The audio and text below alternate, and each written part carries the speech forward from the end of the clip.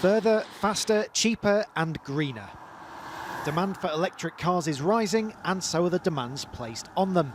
The Swedish-Chinese Polestar 2 is one of the latest vehicles trying to tempt drivers away from petrol and diesel.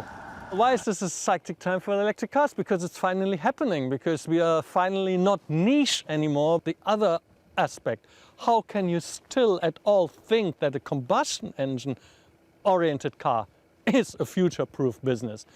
Polestar is a joint European-Asian vehicle made by Volvo and their Chinese owners Geely.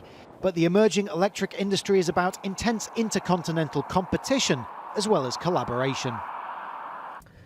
Cars like this are developing extremely rapidly as engineers try to match the speed and range of petrol-driven vehicles.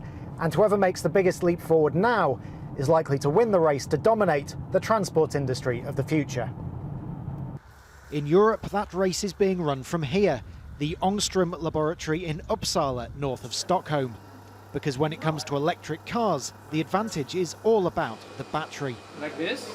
The lab is the standard bearer for the Battery 2030 Plus project, the continent's bid to take back some of Asia's dominance in the development and sale of electric batteries.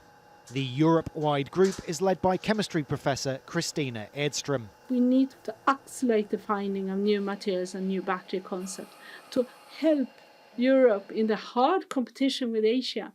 They are good in Asia. They're doing excellent batteries. If we want to have industry in Europe, we need to catch up. There's a lot of catching up to do. New factories for the current generation of lithium-ion batteries are being built in Sweden and Germany. But Europe makes just 3% of car batteries globally, while Asia, led by China, Japan and South Korea, produces 85%.